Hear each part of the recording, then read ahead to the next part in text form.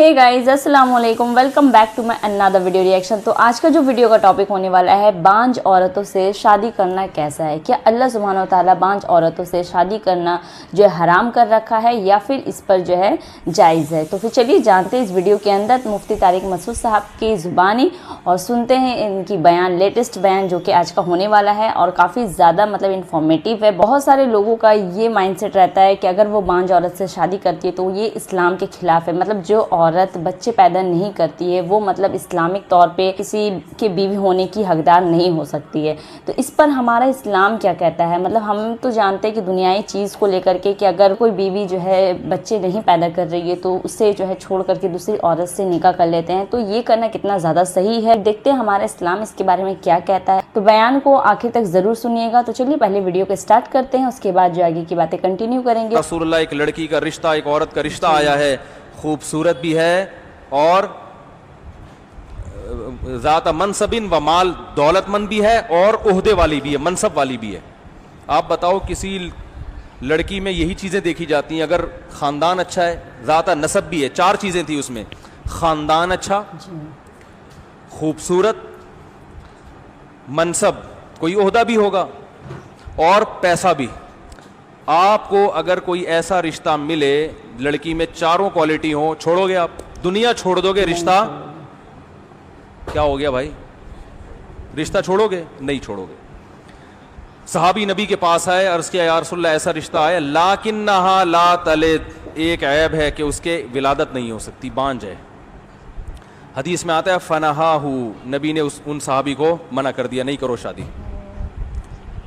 कुछ वक्त के बाद वो दोबारा आए, फिर इजाज़त मांगी कि पहली दफ़ा में नहीं मिली तो दोबारा इजाज़त मांगूंगा, शायद इजाज़त मिल जाए। दोबारा अर्ज़ किया या रसूल अल्लाह, फिर ये नहीं कहा या रसूल अल्लाह वही वाली औरत से दोबारा निकाह की इजाज़त लेने आया हूँ, ना ना ना, बल्कि वो चार सिफात दोबारा रिपीट की हैं ताकि कुछ तो असर हो जाए आप सल्लल्लाहु अलैहि वसल्लम पे, कुछ मेरे जज्बात से और उस औरत की खुसूसियात से मुतासिर हो जाएं। या रसूल अल्लाह इन्नी असब्तु इम्राअतन ज़ाता हुस्निन व मनसबिन व मालिन, मनसब भी है, माल भी है, हुस्न भी है, वज़ाता नसब, नसब भी है, लाकिन्नहा ला तलिद, एक ऐब है, औलाद नहीं होगी।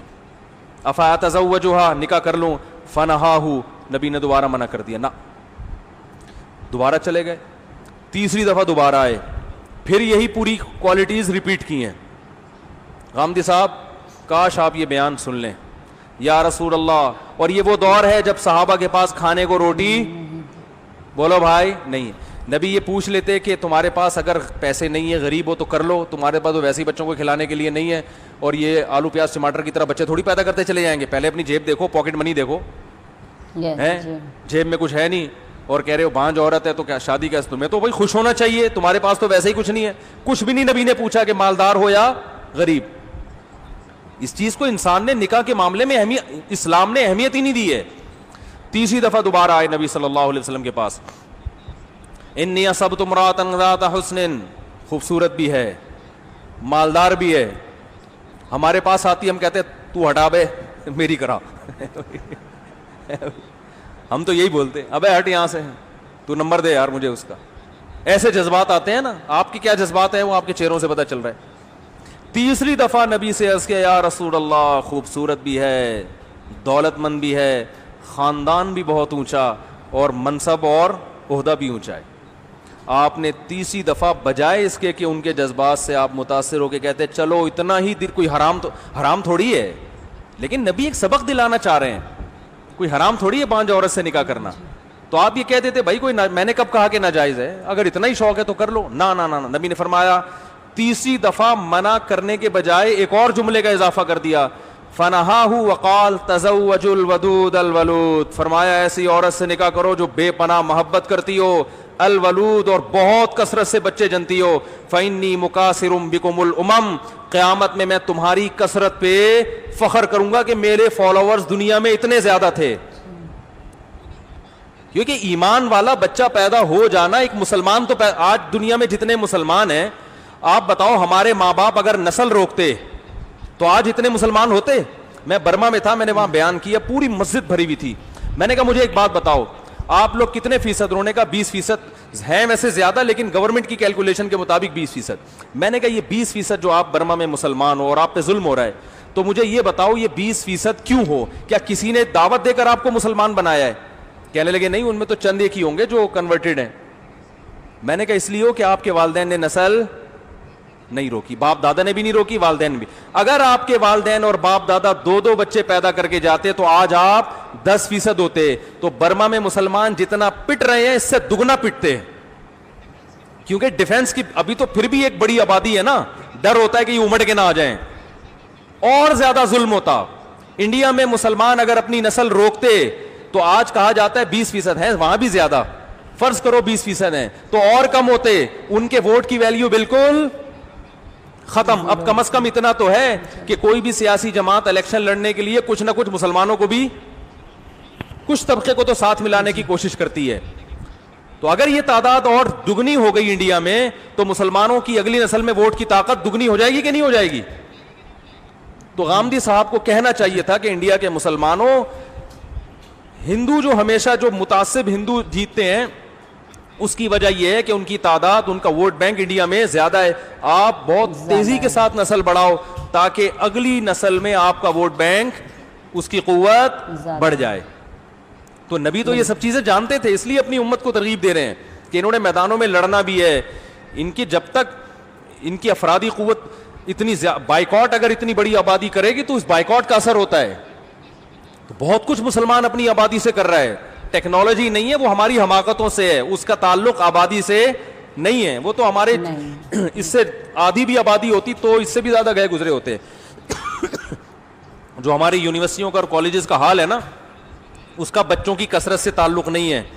اس میں ایک بچے کو بھی داخل کراؤ گے نا وہ بیچارہ گدھا ہی بن کے نکلے گا.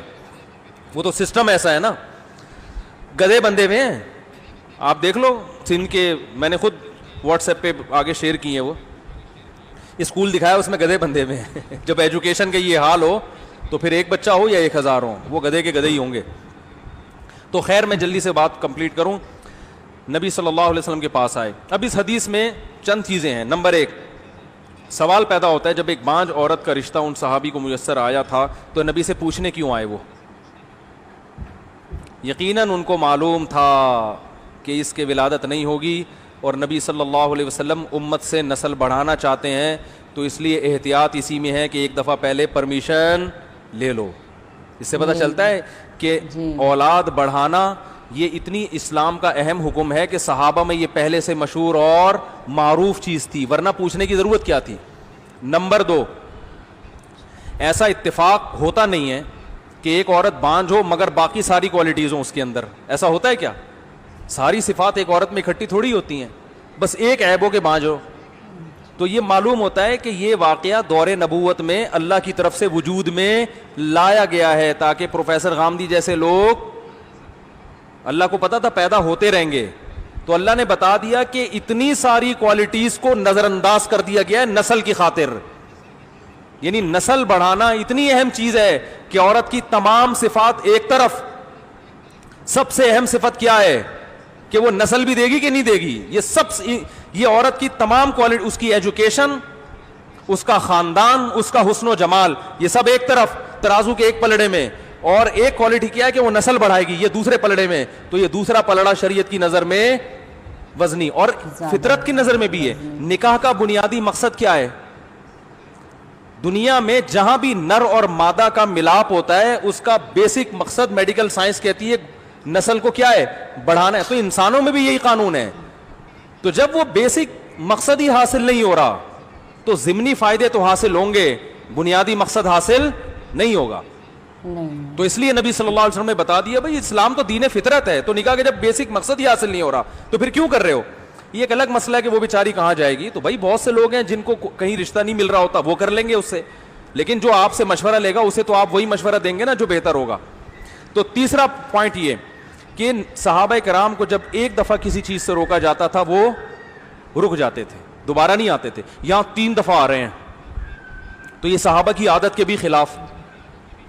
تو یہ بتانے کے لیے اللہ بتا رہے ہیں کہ ایسا عشق تھا ان صحابی کے دل میں کہ نبی کے ایک دفعہ منع کرنے کو بھی انہوں نے کافی نہیں سمجھا، پھر بھی آئے ہیں اور پھر بھی نبی نے منع کیا.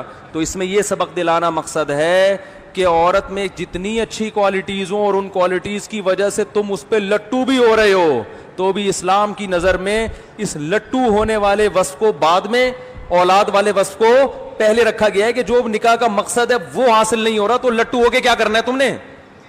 ارے روٹی آپ کو بہت اچھی لگ رہی لیکن پیٹ بھرانے کے کام نہیں آ رہی وہ، تو ڈاکٹر کہے گا ایسی روٹی کھاؤ. آپ شوگر کے مریض ہو، رسگلہ بہت اچھا لگ رہا ہے آپ کو، ڈاکٹر کہے گا اچھا تو لگ رہا ہے مگر رسگلہ سے جو مقصد ہے نا کہ انرجی ملے گی، کاربوہائیڈریٹ ملیں گے، وہ مقصد آپ کو حاصل، بولو بھائی نہیں ہوگی، آپ شوگر کے مریض ہو، آپ یہ افورڈ نہیں کر سکتے. تو مقاصد پہ لذتوں کو قربان کیا جاتا ہے، لذتوں پہ مقاصد کو قربان نہیں کیا جا رہا. تو نکاح کا مقصد ہی نسل بڑھانا ہے، اور نکاح کرنے بعد سب سے پہلا مشورہ یہ دیا جاتا ہے کہ نسل کیسے روکنی ہے. تو یہ پاگلوں والی حرکتیں ہیں.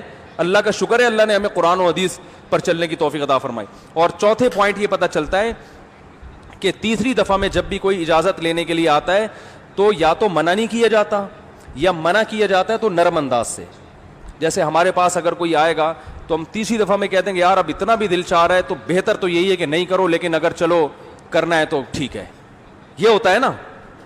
لیکن بجائے اس کے کہ نبی نے نرم کرنے کے انداز کو نرم، منع کرنے کے انداز کو نرم کیا، نہ بلکہ منع کرنے کے انداز کو پچھلی 2 مرتبہ سے زیادہ سخت کر دیا، اور سختی.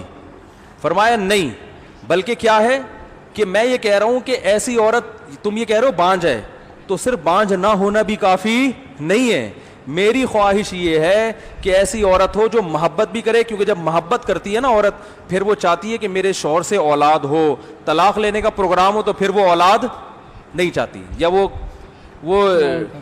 ٹرائی کر رہی ہو کہ دیکھو اس میاں کے ساتھ رہتی ہوں، ایک آدھ بچہ پیدا کر لیا، پھر دیکھتے ہیں اگر بن پڑی تو ٹھیک ہے، نہیں تو پتلی گلی سے نکل لیں گے. جو ٹوٹ کے محبت کرتی ہے وہ تو چاہتی ہے کہ میرا گھر کیا ہو، آباد ہو بھائی، اب اسی کے ساتھ رہنا ہے. تو آپ نے فرمایا ایسی عورت سے نکاح کرو جو محبت بھی کرے اور کثرت سے بچے جنے.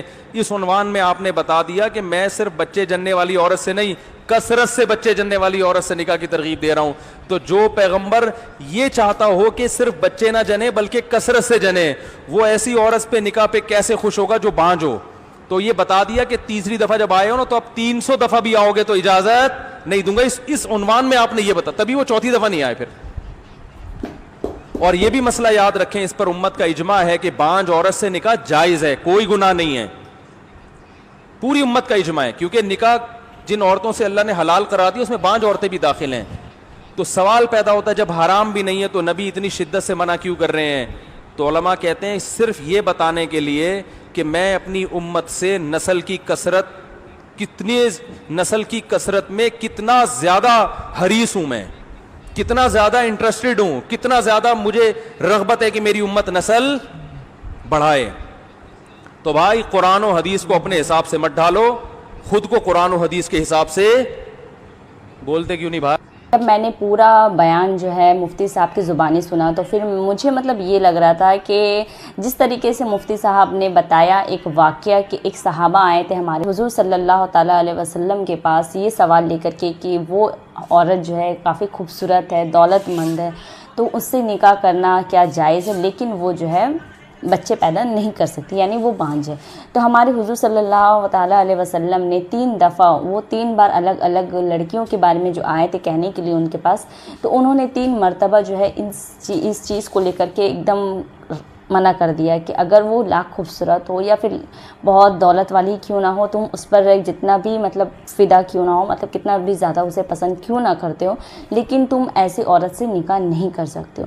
تو یہ ایک بات رہ گئی ہے یہاں پر. اور دوسری چیز جو ہے جب ایسی عورتیں ہیں اور اس پر جو ہمارے حضور صلی اللہ تعالیٰ علیہ وسلم نے منع کر رکھا ہے نکاح کے لیے، مطلب اگر نکاح ہو گیا تب آپ کو لگ رہا ہے کہ وہ مطلب بانجھ ہے، تو اس پر جو ہے اس ویڈیو کے اندر پوری باتیں نہیں بتائی گئی ہے. لیکن ایسی عورتیں جو ہے بانجھ ہوتی ہے جو مطلب نہیں بچے کی ولادت کر سکتی ہے، تو اس پر جو ہے نکاح کرنا سخت مطلب منع کیا گیا ہے ہمارے حضور صلی اللہ تعالیٰ علیہ وسلم کے مطابق، جیسے کہ اس واقعے کے اندر ہم لوگوں نے سنا ہے.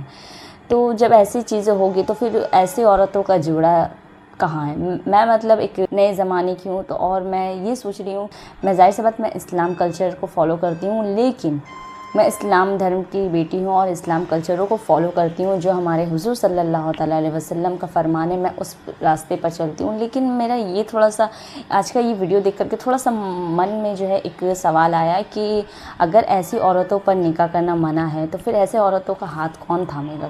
وہ کیسے اپنے لائف کو مطلب جی پائے گی؟ جس طریقے سے ہمارے حضور صلی اللہ تعالیٰ علیہ وسلم نے یہ بھی فرمایا کہ بیوہ عورتوں پر بھی جو ہے نکاح کرنا جائز ہے، تو یہ تو جائز کر رکھا ہے بانجھ عورتوں پر بھی، تو اس کا مطلب یہ ہے کہ آپ بانجھ عورت سے نکاح کر سکتے ہو، لیکن اس کے ساتھ ساتھ جو ہے ولادت بھی ہم لوگوں کو ضروری ہے ہمارے مسلم میں، تو جس کے لیے آپ شاید دوسرے نکاح کی طرف جا سکتے ہیں۔ کچھ ایسے ہی مطلب مقصد تھا اس ویڈیو کے اندر یہ باتیں مطلب سمجھانے کا۔ تو مجھے یہ ویڈیو دیکھ کر کے مفتی صاحب کی باتیں سن کر کے تو یہی مطلب لگ رہا ہے کہ شاید یہی چیزیں بتائی گئی ہیں، کیونکہ بانجھ عورت سے نکاح کرنا بھی جائز ہے، اور ایسے عورتوں پر مطلب نکاح اگر نہ کرے تو بھی ٹھیک ہے، کیونکہ وہ ہمارے مسلم کی تعداد جو ہے بڑھا نہیں سکتی ہے، جو کہ ہمارے حضور صلی اللہ تعالیٰ علیہ وسلم کا کچھ یہ ایسے ہی فرمان تھا۔ تو اب کیا ہے، آپ لوگ کیا سمجھے ہو اس ویڈیو کے اندر سے؟ تو کمنٹ کر کے مجھے ضرور بتانا ہے کہ میں نے جو چیزیں سمجھی ہے آپ بھی اس سے سہمت ہو، تو اس کے لیے بھی کمنٹ ضرور کریے گا۔ ویسے آج کا ویڈیو کافی زیادہ انفارمیٹیو تھا، کچھ الگ سی کچھ نئی چیزیں جو ہم لوگوں کو جاننے ملتی ہے، تو ایسے ہی نئے ویڈیو ری ایکشن دیکھنے کے لیے میرے چینل کو لازمی سبسکرائب کریں، اور اگلا ویڈیو ری ایکشن میرا کس ٹاپک پہ ہو اس کے لیے بھی کمنٹ ضرور کریے گا۔ تب تک کے لیے اللہ حافظ، دعا میں ضرور یاد رکھیے گا۔ Bye bye.